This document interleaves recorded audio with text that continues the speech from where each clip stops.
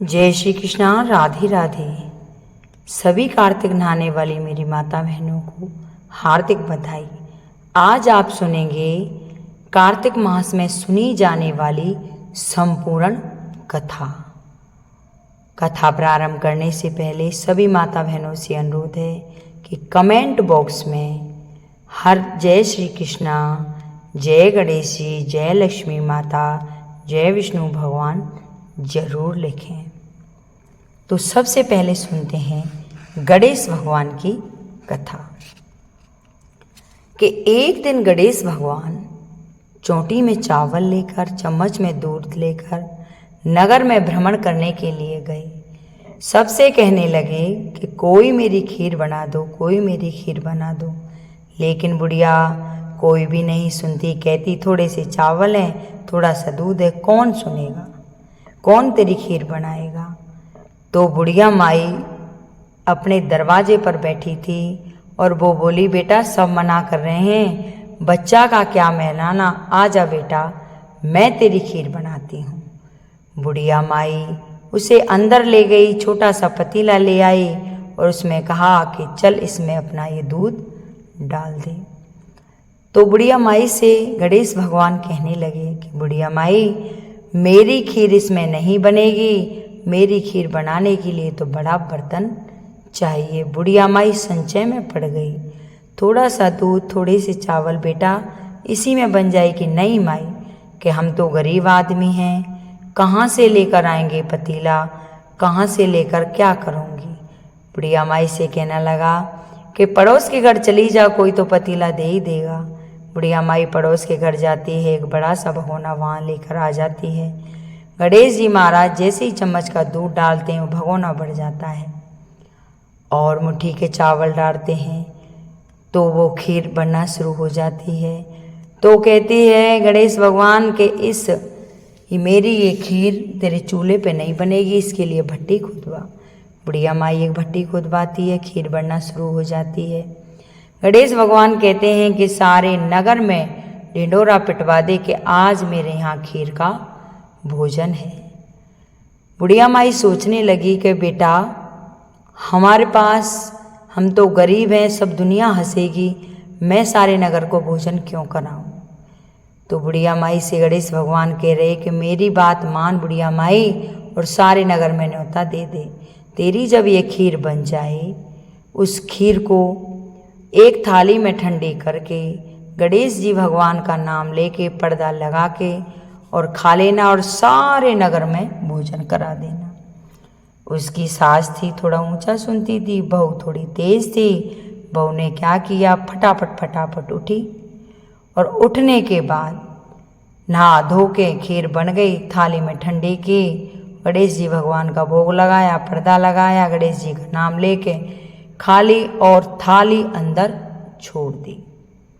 अब थाली जब अंदर रख दी, सारा नगर भोजन करके चला गया, लेकिन बुढ़िया माई अपने बारने आगे बैठी रही। अब शाम हो गई, फिर गणेश भगवान आई कि बुढ़िया माई तू यहाँ क्यों बैठी है, कि बेटा सारा नगर भोजन कर गया, लेकिन तूने खीर बनवाई थी, तू तो खाने के लिए नहीं आया। तो बुढ़िया माई से गणेश भगवान बोले कि बुढ़िया माई मैंने तो ये खीर तेरी सुबह ही खा ली, तेरी बहू ने मुझे भोजन करा दिया। सास बोली मेरे बिना मेरी भोजन बहू नहीं करती है, तू झूठ बोल रहा है। तब बुढ़िया माई से कहा कि तुझे विश्वास नहीं है तो चल अंदर और मैं तुझे दिखाता हूँ। अंदर उसे ले गया, थाली वहाँ रखी थी और कि तेरी बहू ने मुझे भोजन कराया था। अब तो बुढ़िया माई उससे लड़ने लगी कि मैं सुबह से भूखी प्यासी बैठी हूँ, तूने भोजन कर लिया, मुझे कुछ नहीं दिया। तो गणेश भगवान बोले कि बुढ़िया माई लड़ मत, जो भी स्त्री गर्भवती होती है वो सबसे पहले भगवान का भोजन करके लगाकर खा ले तो उसमें कोई दोष नहीं होता, और जो जिसके गोदी में बच्चा होता है वो सबसे पहले भगवान का भोजन लगाकर और खुद स्वयं कर ले तो उसमें भी कोई दोष नहीं होता। तेरी बहू गर्भवती है, कुछ दिन बाद तेरे नाती होगा, तो आप लड़ो मत, तो बुढ़िया माई बोली कि बेटा, ये इतनी खीर बची हुई है, इसका क्या करूं? तो गणेश भगवान बोले कि बुढ़िया माई, इस खीर को अपने चौक में गड़वा दे और बाहर से कोई आदमी बुला के गड्ढा खुदवा के गड़वा दे। बुढ़िया माई ने ऐसा ही किया। बाहर से गई, 2 आदमी को बुला के लाई, चौक में गड्ढा खोदा और उस खीर को गाड़ दिया। अब उस खीर को गाड़ दिया, देश परदेश उसका बेटा रहता था, वो आने लगा। सारी दुनिया कहने लगी कि तेरी माँ ने बड़ी यज्ञ की है, तेरी माँ ने बड़ी यज्ञ की है। बुढ़िया माई कहने लगी कि हम वो उसका बेटा कहने लगा कि हम अगर गरीब हैं, हमारा तो जीना ही नहीं है, कोई अमीर आदमी से कहे तो तेरा मुंह तोड़ देगा। बुढ़िया माई का बेटा आ जाता है घर और अपनी माँ से कहता है, अरे माँ, तूने कोई यज्ञ किया था कि? माँ बोलती है, बेटा मैंने यज्ञ नहीं किया था, एक छोटा सा बच्चा आया था पता नहीं कहाँ से और उसने ही ये सब कराया है। तो उसका बेटा बोला, माँ अगर कोई थोड़ा सा प्रसाद हो तो हमें भी दे दे। तो बुढ़िया माई कहने लगी, प्रसाद तो बेटा बहुत था, इतना था कि बस पूछे मत, लेकिन वो सारा प्रसाद मैंने इस गड्ढे में दबा दिया। इस आंगन को खोद ले, अगर तेरी किस्मत से कोई चावल का दाना निकल आता है तो तू उसे खा लेना। बुढ़िया माई का बेटा उसी प्रसाद की भावना से और सारा गड्ढा खोदता है। उसमें क्या देखता है, हीरा जवाहरात सोने चांदी निकलना शुरू हो जाते हैं। अब तो बुढ़िया माई का घर अंधन से भर जाता है। हे गणेश भगवान, जैसे उस बुढ़िया माई पर कृपा करी, वैसे ये मेरी कथा सुने, हुंकारा भरे, उनकी सभी मनोकामना पूर्ण करना। बोलिए गणेश भगवान की जय। अब सुनेंगे कार्तिक स्नान की कथा। एक सास थी जो कार्तिक नहाती, 12 कोस जाती और 12 कोस आती। बहू जो थी वह कठड़िया में पानी डालकर कहती, मन चंगा तो कठोटी में गंगा। वह गंगा जी आ जाती, वह नहा लेती। एक दिन सासू जी की नथ बह गई।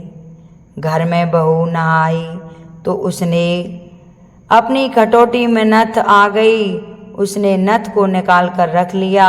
सासू माँ उदास होकर बैठ गई।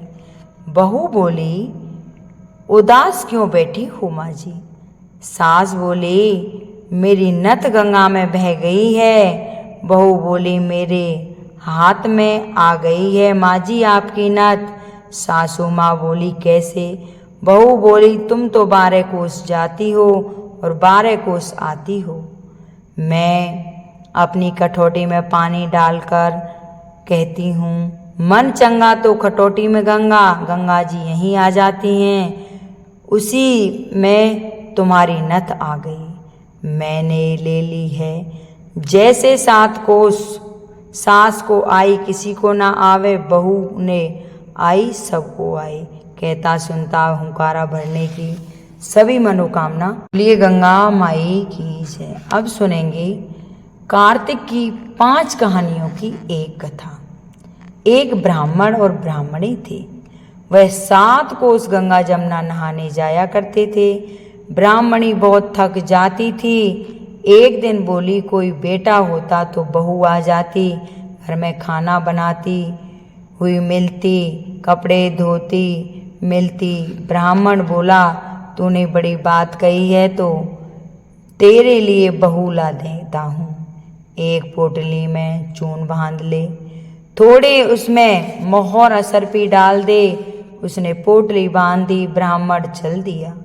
कुछ दूर पहुंच जाने पर जमुना के किनारे एक लड़कियां अपने मिट्टी के घर बनाकर खेल रही थी। उसमें से एक बोली, मैं तो अपना घर नहीं बिगाड़ती, मुझे तो रहने को चाहिए। ब्राह्मण को वही लड़की मन भा गई। वह अपने मन में सोचने लगा कि यह एक समझदार सी लड़की है। वह उसके पीछे पीछे हो लिया। जब वह घर पहुंची तो बोला, बेटी मैं भूखा हूँ, अपनी माँ से पूछ ले मेरे लिए 4 रोटी पो देगी क्या। कार्तिक का महीना है, मैं किसी के घर की रोटी नहीं खाता। मेरे पास यह चून है, अपनी माँ को दे देना और अपनी माँ से कह दियो कि चून छान लेगी। लड़की बोली अच्छी बात है बाबा। उसने अपनी माँ से कहा कि माँ बाहर एक बाबा बैठा है, उसके लिए रोटी बना दो और आटा छान लेना। उसके आटा छानते ही उसमें मोहर असरपी निकल पड़ी। वह बोला जिसके आटे में इतनी मोहर असरपी है उसके घर में कितनी होंगी। जब बाबा रोटी खाने बैठा तो उसकी माँ बोली बाबा तुम्हारे कोई लड़का है। वो बोला हाँ। कि सगाई करने जा रहे हो क्या। बाबा कहने लगा कि मेरा लड़का तो काशी जी पढ़ने गया हुआ है, अगर तुम कहो तो खड़े कटोरे पे और तुम्हारी लड़की को ब्याह ले जाएंगे। तो वह बोली अच्छी बात है बाबा। वो ब्याह कर ले आए। आकर बहू रामू की माँ किवाड़ खोल, देख मैं तेरे लिए बहू लाया हूँ। बुढ़िया बोली दुनिया तो बोले मेरे तू भी बोल रहा है, हमारे तो 7 जन्म भी बेटा नहीं है, तो बहू कहाँ से आएगी। ना तू किवाड़ खोल। उसके किवाड़ खोलने पर देखा तो सामने बहू खड़ी है। सास आदर सत्कार से आएगी से बहू को अंदर ले आई। बूढ़े बुढ़िया नहाने जाते, बहू घर का सारा काम काज करती, खाना बनाती, कपड़े धोती, रात को उसके पांव दबाती। इस तरह से बहुत समय निकल गया। सास बोली बहू चूल्हे की आंच ना बुझने दियो, मटके का पानी ना खत्म होने दियो। एक दिन चूल्हे की आंच बुझ गई। बहू भागी भागी पड़ोसिन के यहाँ गई। बोली पड़ोसिन मुझे थोड़ी सी आंच दे दो, मेरे चूल्हे की आंच बुझ गई है। मेरे सास ससुर आते ही होंगे। सुबह 4 बजे के गंगा जमुना नहाने गए हुए हैं। पड़ोसिन ने कहा तू तो बावली है, तुझे तो ये यूं ही उठाकर ले आए हैं, इनके तो 7 जन्म से भी कोई बेटा नहीं है। बहू बोली नहीं, तू इनका बेटा तो काशी जी पढ़ने के लिए गया है। पड़ोसिन बोली ना झूठ बोला है। बोली मैं क्या करूं। उसने कहा जली फूकी रोटी दे सेकना, अलोनी दाल दे, खीर की कचड़ी बना दे, दाल की कचड़ी बना दे और खीर में कर दे। उसको पड़ोसिन की सीख लग गई। उसने ऐसा ही किया। सास ससुर आए, उसने आज ना तो आदर सत्कार किया, ना ही उनके कपड़े लिए, खाना लगा दिया। सासू बोली बहू ये क्या है, ये तो जली फूकी रोटी है, अनोली दाल है, खोलो सासू जी, तुम एक दिन खाओगी तो कुछ ना होगा, मुझे तो जीवन भर अलोनी ही रहना है। सासू बोली बहू वो तो पड़ोसिन की सीख लग गई है। बहू रात को सो गई। सुबह भागी भागी पड़ोसिन में गई और बोली अब क्या करूं। बोली 7 कोठरियों की चाबी मांग ले। जब सासू जाने लगे तो बहू आगे अड़कर खड़ी हो गई और बोली बाद में जाना, पहले मुझे 7 कोठों की चाबी दे दो। ससुर बोला चाबी दे दो, आज भी इसका कल भी इसका, इसका ही सहारा है। आज मेरे कल दूसरा दिन है। पीछे से बहू ने कोठे खोले और देखा कि किसी में अन्न है, किसी में धन है, किसी में बर्तन है, किसी में कपड़े के अट्टू भंडार हैं पड़े हैं। 7वां कोटा खोल के देखा, उसमें गणेश, लक्ष्मी, पीपल, पतवारी, कार्तिक के ठाकुर जी, राई, दामोदर, तुलसी जी का बिड़ला, 36 करोड़ देवी देवता विराजमान हैं। गंगा जमुना बह रही है। तिलक छापे लगाए चौकी पर बैठा हुआ एक लड़का माला का जाप कर रहा है। बोली तू कौन है। वह बोला मैं तेरा पति हूँ, किवाड़ बंद कर दे, मेरे पापा मावा पाएंगे जब खोलियो। अब तो बहू खुशी खुशी से 36 प्रकार के भोजन बनाए, 16 श्रृंगार किया, रांची माची डोले। सासू ससुर आए, बड़े प्यार से उसने बात की, उनके कपड़े धोए, खाना खिलाया। बूढ़ा बोला, बहू तो धन देकर राजी हो गई है। बहू सास के पैर दबाती जाए और कहती जाए, माँ जी तुम इतनी दूर 12 कोस जमुना जी नहाने जाती हो, थक जाती हो, तुम घर में ही नहा लिया करो। सासू बोली, बावली कहीं घर में भी गंगा जमुना बहती है? बहू बोली, हाँ माँ जी चलो मैं दिखाती हूँ। उसने 7वां कोठा खोल कर दिखाया।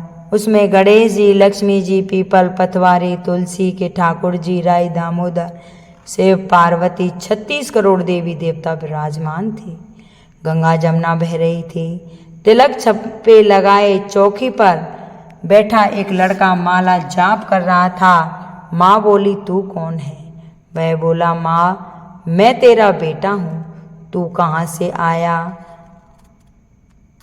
मुझे तो कार्तिक देवता ने भेजा है। माँ बोली, बेटा ये दुनिया क्या जानेगी, क्या जानेगी, मेरा घर का पति धनी क्या जानेगा, दौरानी जिठानी क्या जानेंगी, अगर पड़ोसन की तू मेरा बेटा है। उसने पंडितों से पूछा तो वह बोला, परली पार से बहू बेटा खड़े हों, इस पार बुढ़िया खड़ी हो, चाम की अंगिया पहने हो और छाती से दूध की धार निकले, बेटे की दाढ़ी मूछ भीगे, पवन से कठ जोड़ा बंधे तो सब जाने ये बुढ़िया माई का ही बेटा है।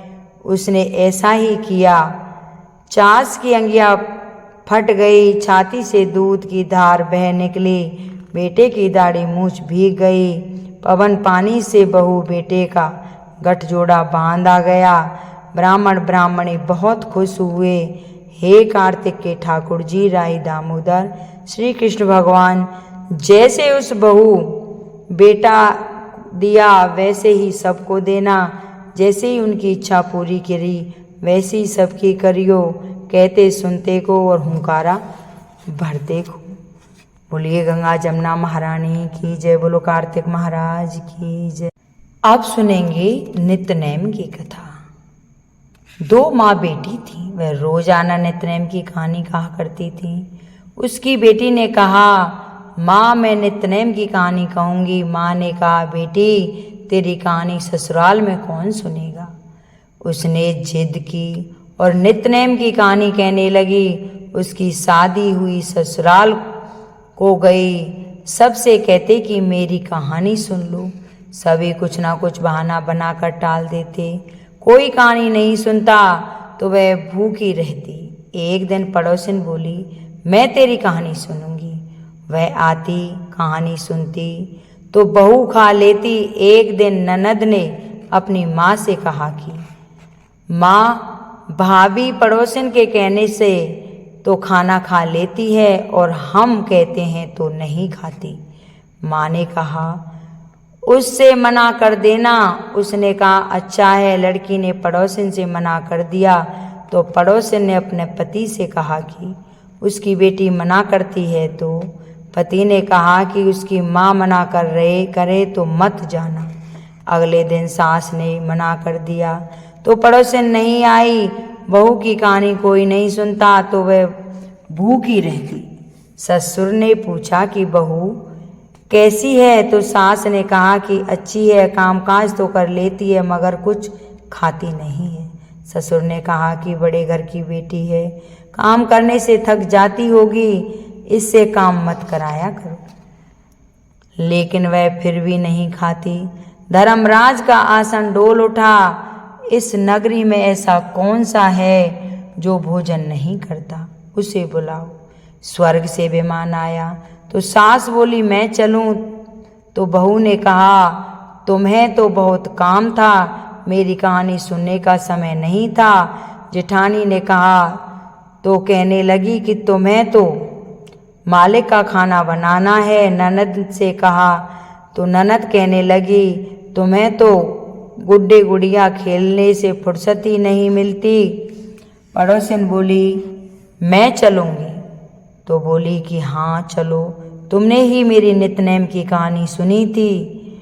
अब तो अपने मालिक के पास गई। मालिक बोला कि तू तो बड़ी भाग्यवान है जो जीते जी ही जा रही है, मरकर तो सभी जाते हैं। वह भी गई। इसी तरह पास पड़ोसन का सुख दुख सुनते सुनाते मिलजुल कर रहना चाहिए। बोलो नितनेम भगवान की जय। सुनेंगे एक साथ पीपल, पथवारी मैया, गणेश भगवान, विष्णु भगवान की कथा। एक बुढ़िया माई थी और एक उसकी बहू थी। बुढ़िया माई क्या करती थी, कार्तिक का महीना चल रहा था, दूध काढ़ कर लाती, एक लोटा दूध घर ले आती, बाकी का दूध दूधिया को दे आती और उसी लोटे को धोकर वहाँ गणेश जी का मंदिर था और पीपल था, उसमें चढ़ा आती। ऐसा ही उसका नियम था। अब उसे किसी कारण बस उसकी सास को अपने पीहर जाना पड़ गया। पीहर जाना पड़ गया। वह बहू से बोली कि अरे बहू, सब कुछ करना लेकिन पथवारी को नहलाना मत भूलना। कि ठीक है माँ जी, मैं जरूर नहलाऊंगी। अब तो अगले दिन बहू दूध निकालने गई। दूध से सारी बाल्टी भर गई और बाल्टी भरने के बाद क्या होता है कि वो कह रही कि एक लोटा दूध ले जाती थी सासू माँ और कहती थी कि पतवारी को नहलाना।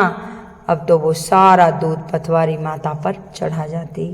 जब एक दो दिन हुए, उधर गणेश जी का मंदिर था, वो बोले कि अरे तू सारा दूध इन्हें पिला जाती है, हमें भी पिला दिया कर। उसने कहा ठीक है। अगले दिन से वो दोनों पथवारी माता पे चढ़ाती और पीपल में चढ़ाती। बगल में लक्ष्मी जी का मंदिर था। वो बोली अरे नहीं, सबको चढ़ाती है, तू हमारे पे भी चढ़ा जाया कर। अब तो लक्ष्मी, गणेश और पीपल में वो दूध चढ़ाने लग गई। उधर भोले बाबा का मंदिर भी था। वो बोले कि अरे इन सबको नहलाती है, तू हमें भी नहला दिया कर। अब तो वो बुढ़िया माई की बहू उन चारों को नहलाने लग गई। पड़ोस में एक तुलसी का बिड़ला था। वो बोले अरे सबको दूध पिलाती है तो थोड़ा दूध हमें भी चढ़ाया जाए कर। अब तो वो सभी पर दूध चढ़ाकर आ जाती और एक लोटा घर में ले आती। कुछ समय बाद उसकी सास घर आई और सास तब आई तो वह बोली कि बहू दूध का हिसाब कर लाई। अब तो बहू हक्की बक्की रह गई कि मुझे क्या पता था ये दूध बेच कर आती है, कि माँ अभी तो करके नहीं लाई, मैं शाम तक हिसाब कर लाऊंगी। तो बुढ़िया माई की बहू भागी भागी जाती है और कहती है हे गणेश भगवान, हे लक्ष्मी माता, हे तुलसी माता, हे भोले बाबा, मैंने सारा दूध आपके ऊपर चढ़ाया था और ये मेरी सासू माँ मुझसे हिसाब मांग रही है, मैं कहाँ से दूँ। तो पथवारी माता बोली, लक्ष्मी माता बोली कि सुन, जब तेरी सास घर से बाहर निकल जाए तो एक परात ले आना और अपना सारा हिसाब कर ले जाना। तो जब बुढ़िया माई फिर मिली कि साफ कर लाई कि माँ जी कर लाऊंगी, सासू माँ किसी काम से बाहर गई थी और बहू परात लेकर वहाँ पहुँच गई। सारे देवता बोले कि पीपल के जड़ में जितनी मट्टी है उसको भर ले। बहू विचार करने लगी, दूध के पैसे तो मिले नहीं लेकिन ये मिट्टी मिली है, चलो कोई बात नहीं, मैं इसे ही भर लेती हूँ। उसने मिट्टी भरी और लक्ष्मी माता बोली कि तेरे अंदर वाली कोठरी में एक कोने में इसको डाल देना और कोई ना देखे। अब जैसे ही मिट्टी का तसला लेकर अंदर आई, सासू माँ पीछे से आ गई। डर के वजह से बहू अंदर के कमरे में चली गई, मिट्टी को डाल दिया और गेट बंद करके बैठ जाती है। अब उसकी सास आई कि खोल खोल कुलच्छनी कौन है अंदर। उसको अच्छी बुंडी गालियाँ देना शुरू कर देती है। धीरे धीरे सारा नगर वहाँ इकट्ठा हो जाता है। जब नगर वहाँ इकट्ठा हो जाता है तो सभी कहते हैं कि भाई क्या बात है, कि अरे हमने हमारी बहू ने घर में अंदर कमरा बंद कर रखा है और वह बैठी है, पता नहीं अंदर कौन है। तो बुजुर्ग आदमी था उनमें से बोला कि अरे भाई, ये काठ की तो किवाड़ है, एक बाड़े को बुला ला, काट किवाड़ कटवा दे, सारा दूध का दूध और पानी का पानी हो जाएगा। अब तो बुढ़िया माई ने जाकर एक बाड़े को बुलाया और गेट काटना नीचे से शुरू किया। जैसे ही गेट काटे, अंदर से हीरा जवाहरात सोने चांदी निकलना शुरू हो गए। अब तो बुढ़िया माई से सभी लोग कहने लगे कि देखो, बहू का नाम लगा रहे हैं और न जाने कहाँ से इतना धन चोरी करके लाए हैं, और ये कहते हैं कि बहू ने कुछ किया है। धीरे धीरे सारा गेट काटा गया तो अंदर क्या देखते हैं, एक कोने में पतवारी माता बैठी है, खड़ी है, एक कोने में गणेश भगवान है, एक कोने में विष्णु भगवान है, एक कोने में तुलसी का बिडला है। अब तो पतवारी माँ गुस्सा होकर और त्रिशूल लेकर उस पर दौड़ पड़ी और उसे मारने लगी कि तू कितना अभागा है, तेरी पत्नी कितनी अच्छी है और तू कितना निस्वार्थी है। तो बुढ़िया माई को मारने के लिए और उसके बेटे को मारने के लिए जो ही चली तो उनकी बहू उनके चरणों में गिर गई कि बुढ़िया माई, अगर ये ही मर जाएंगे तो मेरा जीवन कैसे व्यतीत होगा, मैं तो इन्हीं के सहारे से रह रही हूँ, हे बुढ़िया माई इनको जीवन दान दो। तब गणेश भगवान, पार्वती माँ, भोले बाबा और लक्ष्मी जी, तुलसी माता कहती हैं कि तेरी बहू कितनी अच्छी है जो इन्होंने तेरे प्राण बचा लिए, जा आज से तू खुशी रहे, लेकिन इस बेटी को कभी दुख देगा तो मैं तेरा सारा कुछ नष्ट कर दूंगी। और सारे देवता वहाँ से अंतर्ध्यान हो जाते हैं। हे विष्णु भगवान, हे तुलसी मैया, हे लक्ष्मी मैया, हे गणेश भगवान, जैसे आपने उस बुढ़िया की बहू के भंडारे भरे, वैसे ही मेरी कथा सुने, हुंकारा भरे, उनकी सभी मनोकामना पूर्ण करना। अगर ये मेरी कथा किसी को अच्छी लगी हो तो इसे लाइक सब्सक्राइब जरूर करना। सुनेंगे लपसी और तपसी की कहानी। एक लपसी था, एक तपसी था। तपसी तो भगवान की तपस्या करता था। लपसी रोजाना सवा सेर का हलवा बनाकर भगवान को भोग लगाकर टाली हिलाकर जीम लेता था। एक दिन दोनों में झगड़ा हो गया। तपसी बोला मैं बड़ा, लपसी बोला मैं बड़ा, क्योंकि मैं भगवान की तपस्या करता हूँ। नारद जी बोले कि तुम्हारा फैसला मैं करूँगा। दूसरे दिन तपसी नहाकर आने लगा तो नारद जी ने 1.25 करोड़ का मुद्रा तपसी के आगे गिरा दिया। उसने आंखें खोलकर देखा कि मुद्रा पड़ा है। उसने उठाकर पैर के नीचे दबा लिया और तपस्या करने लगा। उधर लपसी सवेरे 1.25 सेर का हलवा बनाकर भगवान को भोग लगाकर टाली हिलाकर जीम लिया। इतने में ही वहां नारद जी आ गए और दोनों को अपने पास बिठा लिया।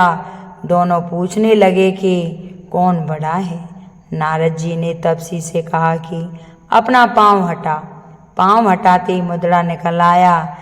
तब नारद जी बोले कि मुद्रा चुराने से तेरी तपस्या भंग हो गई है, इसलिए लपसी बड़ा है। तपसी कहने लगा कि मुझे मेरी तपस्या का फल कैसे मिलेगा। नारद जी बोले तेरी तपस्या का फल कार्तिक नहाने वाले देंगे। सब कहानी सुनकर तेरी कहानी नहीं सुनेंगे तो कार्तिक का फल तुझे मिल जाएगा। धोती देकर अंगोछा नहीं देवे, सीधा देकर दक्षिणा नहीं देवे, ब्राह्मण जमा कर दक्षिणा नहीं देवे, दीवा चास के हाथ ना जोड़े तो तेरा पुण्य है। कपड़ा दे के बटन न लगावे, दाहिने हाथ से नाड़ा बांधे तो सबका फल तुम्हें मिल जाएगा। इतना कहकर नारद जी वहाँ से चले गए। बोलो विष्णु भगवान की जय। अगर ये मेरी कथा किसी को पसंद आई हो तो इसे लाइक करें, शेयर करें और कमेंट बॉक्स में जय विष्णु भगवान की ज़रूर लिखें, क्योंकि ये पूरे महीना कथा सुनने से सभी मनोकामना पूर्ण होती हैं और भगवान विष्णु की हम पर असीम कृपा बरसती है। बोलिए विष्णु भगवान की जय। बोलिए लक्ष्मीपति नारायण भगवान की जय।